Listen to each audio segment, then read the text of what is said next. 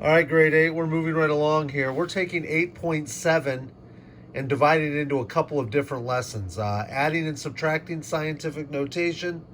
Today, our next lesson, 8.7b, we'll talk about multiplying and dividing in scientific notation. So when we talk about finding the sum or difference, well, we're adding or subtracting. We're going to look at 4 examples in this video. And the first 2 examples are going to be pretty straightforward because you'll know when you remember back in 4th and 5th grade, 6th grade even, when we would add and subtract fractions. To add and subtract fractions and mixed numbers, you would have to make a common denominator. That should be something that you remember from back in the days of 5th and 6th grade. Well, it's similar in scientific notation in the sense that to be able to add numbers in scientific notation, the exponent number with the base 10 needs to be the same. And so here in this first example, it is the same. They're both 3. So basically this becomes, we take the 4.6, we're going to add the 8 and the 7200ths, okay?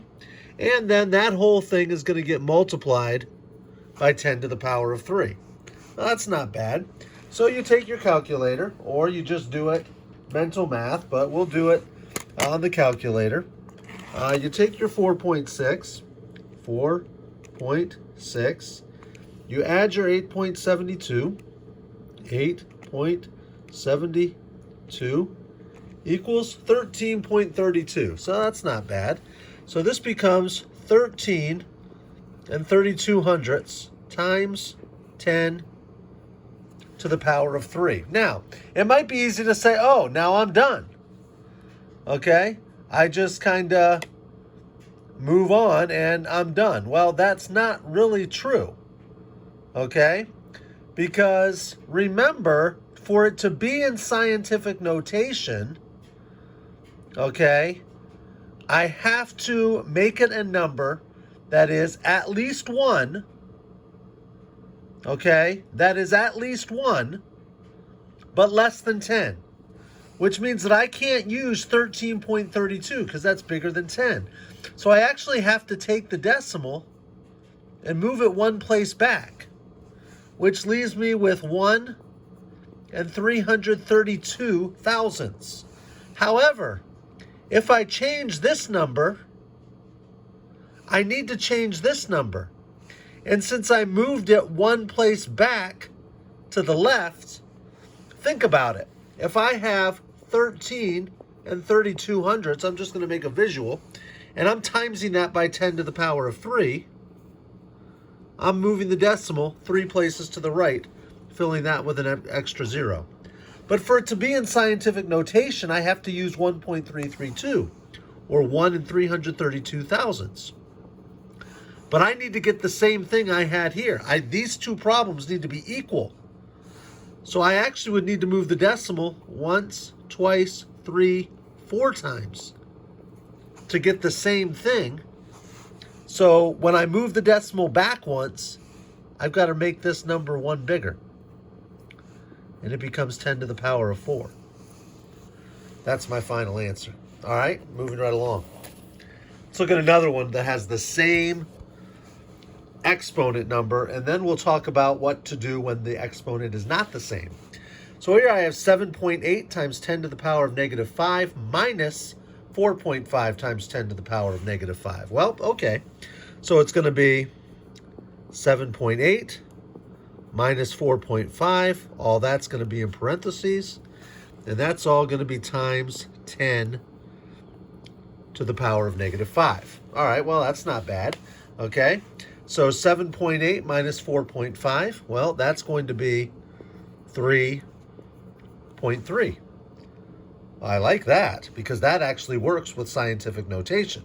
So then I'm going to have times 10 to the power of negative 5. That actually works with scientific notation. So I don't have to adjust this like I did in the first one. Sometimes you're going to have to adjust them. Sometimes you're not. 8th grade. This one is at least 1, but still less than 10. So I can leave that one just like that. All right? Okay. So let me get little eraser here. Let's go ahead and clear some space because we want to make these nice and big. Now we want to look at some examples where the exponent is not the same. So here we go. We're going to go with 3 5/10 times 10 to the power of negative 2. We're going to put that in parentheses.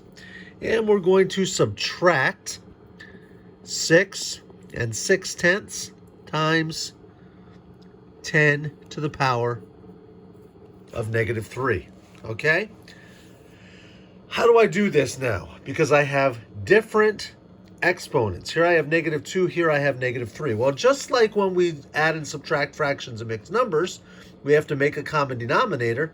Essentially, we have to make a common exponent. Okay?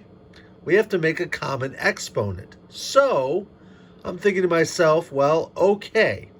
So what do I want to do? I either need to make the negative 2 a negative 3, or I need to make the negative 3 a negative 2. Okay? So essentially then what needs to happen is it's like, well, okay, I'm going to go ahead and make this a negative 2. Now, this implies this negative 3. That implies that I'm taking this decimal, this 6.6, and moving it once, twice, 3 times to the left. That's what that implies. However, if I were to move the decimal one place and make that a 0.66, to get the same answer, and I'll make a visual here, once again, 6.6, we move it once, twice, 3 places, okay? Then we would end up with our 0.066. And then if I was to have the 0.66, the 66 hundredths, to do the same thing, I would just have to move it twice. All right, and I'd get the same 2 numbers here. So when I make this a 0.66, I can then make this a negative 2. So now I just go ahead and break the problem down.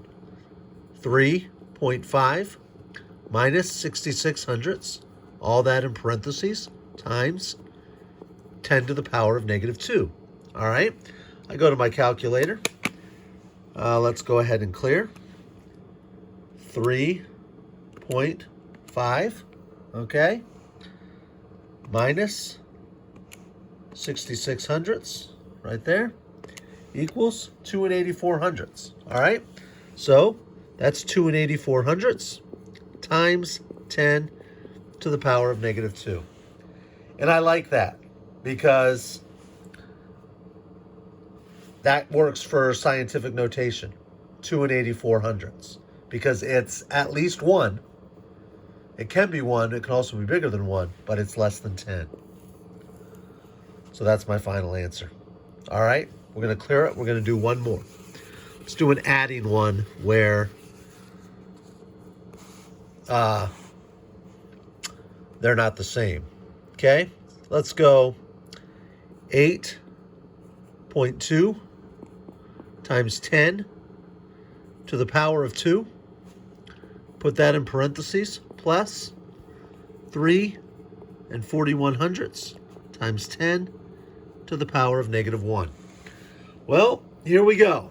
So now I have to decide, okay, do I want to make the 2 a negative 1, or do I want to make the negative 1 a 2? Well, what I'm going to go ahead and do, okay, is I'm going to go ahead and I'm going to make this negative 1 a 2. I'm just going to choose to do that. So now remember what we're doing. With 3.41, okay, I'm trying to get the same answer as I would by moving it one place to the left. So I need the decimal to be right there. That's what I need to end up with. Okay? So you give yourself a visual. But I need this to be a 2, which means that I need to somehow adjust where the decimal is so that I am moving it 2 places to the right and it's ending up right here. So that tells me that I'm going to need to add in some zeros, okay, and make it 0, 0, 3, 4, 1. So when that decimal is moved 2 places to the right, it's still ending up in that same place. So what I'm going to do here is I'm going to make this, I'm going to rewrite this as 8.2 times 10 to the power of 2. And we're going to add, and remember what I'm doing. Here I would move it one place to the left because that's what that tells me to do. So I put it there. But I need it to end up in this same place. But I need it to be a 2. So I'm going to have to come over and I'm going to have to add 2 zeros to be able to move it 2 places to the right. So then in my parentheses, it's going to be this number here, this 341 hundred thousandths, okay, times 10 to the power of 2. All right, so, well, now we're looking at something a little interesting. Now I'm ending up with 8.2 plus 0.00341, okay? All of that times 10 to the power of 2. I go to my calculator. I'm going to start with 8.2. 8.2 plus 0.00341. 0.00341 equals 8.20341. So we get 8.20341 times 10 to the power of 2. This works for scientific notation because it's at least 1 or bigger than 1, and it's less than 10. All right? We'll talk to you later. 8th grade. Scientific notation, adding and subtracting. Bye.